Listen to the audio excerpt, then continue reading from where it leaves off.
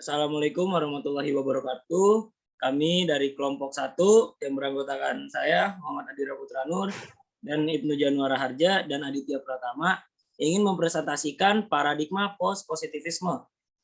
Next. Baik, pengertian post-positivisme. Post-positivisme adalah aliran yang ingin memperbaiki kelemahan pada positivisme.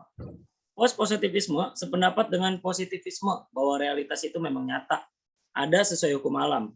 Tetapi pada sisi lain, post-positivisme berpendapat bahwa manusia tidak mungkin mendapatkan kebenaran dari realitas. Apabila peneliti membuat jarak dengan realitas atau tidak terlibat secara langsung dengan realitas. Hubungan antara peneliti dengan realitas harus bersifat interaktif. Untuk itu, perlu menggunakan prinsip triangulasi, yaitu penggunaan bermacam-macam metode, sumber data, dan lain-lain.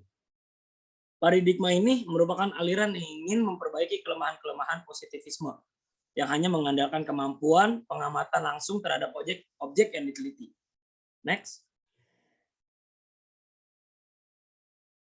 Baik, asumsi dasar post-positivisme. 1. Validitas teori. Tidak satupun teori yang dapat sepenuhnya dijelaskan dengan bukti-bukti empiris.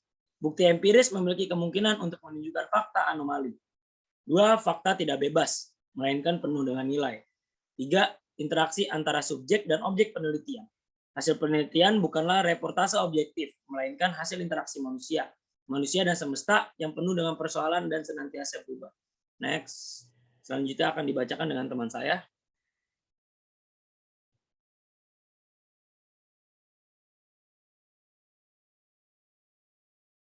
Baik, terima kasih. Saya izin melanjutkan.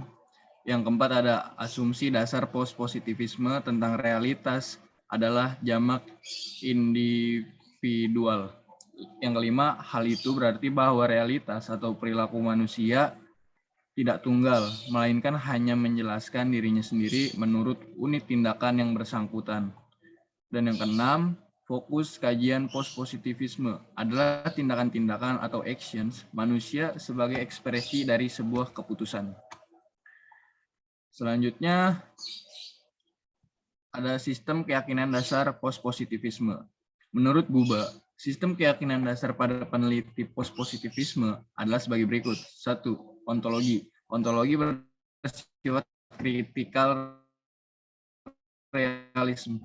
Ontologi dapat dikatakan, atau lebih konkret lagi, ontologi mempertanyakan hakikat suatu fenomena. Kedua, epistemologi. Epistemologi mempertanyakan mengapa peneliti ingin mengetahui realitas, atau lebih mengapa suatu fenomena terjadi atau dapat terjadi. Yang ketiga, metodologi.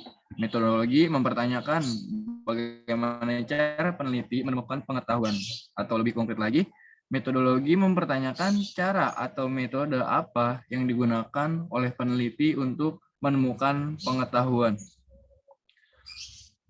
Yang selanjutnya, struktur teori perspektif post-positivisme.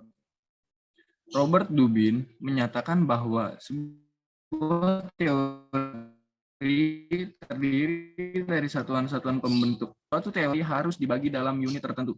Unit utamanya adalah konsep yang menjadi inti dari teori ini. Dengan demikian, teori post-positivisme mensyaratkan bahwa teori yang ada harus menyediakan penjelasan abstrak fenomena empiris dalam bentuk konsep spesifik atau definisi. Terdapat hubungan yang eksplisit antara konsep abstrak dan observasi empiris suatu fenomena. Struktur seperti ini menekankan pendekatan deduktif dalam teori di mana abstrak tentang dunia diolah untuk kemudian diuji melalui observasi atau penelitian dalam dunia sosial. Baik, berikutnya akan dilanjutkan oleh teman saya, Ibnu Januar. Baik, selanjutnya ada fungsi post-positivisme. Terdapat 3 fungsi dalam teori perspektif post-positivisme, diantaranya sebagai berikut. Yang pertama, penjelasan. Penjelasan atau explanation berarti bahwa teori-teori harus dapat menjelaskan bagaimana sesuatu itu terjadi. Hal itu berarti bahwa dalam memindahkan dunia empirik ke dalam dunia ke dalam dunia pemikiran abstrak dari sebuah teori melalui observasi berusaha menjelaskan mekanisme yang terjadi di balik suatu fenomena. Yang kedua ada prediksi. Prediksi berarti upaya teori dalam menyediakan penjelasan abstrak mengenai fenomena tertentu. Kemudian melalui penjelasan abstrak tersebut, teori dapat digunakan untuk memprediksi apa yang akan terjadi dalam situasi yang serupa. Yang ketiga ada kontrol. Kontrol berarti bila seseorang bisa menjelaskan dan memprediksi fenomena, maka ia juga kadang-kala dapat menggunakan informasi tersebut untuk mengontrol peristiwa yang akan terjadi. Next. Proses perkembangan teori.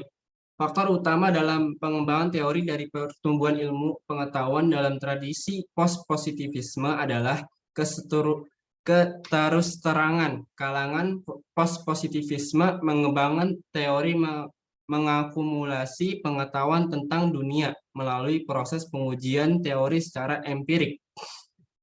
Telah dikemukakan beberapa inti pemikiran Popper. Popper menegaskan bahwa ilmu pengetahuan tidak hanya dihasilkan dan bekerja dengan logika induksi semata. Logika induksi adalah logika penarikan kesimpulan umum melalui pengumpulan fakta-fakta konkret. Next. Kriteria evaluasi dan perbandingan teori.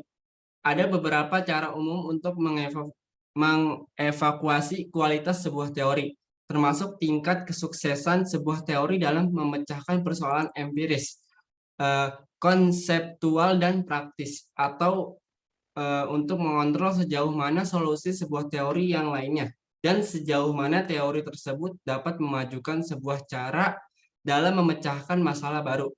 Thomas Kuhn dalam Miller mengusulkan satu set kriteria evaluasi dan perbandingan teori diantaranya sebagai berikut. Yang pertama ada sebuah teori harus akurat. Yang kedua ada sebuah teori harus konsisten.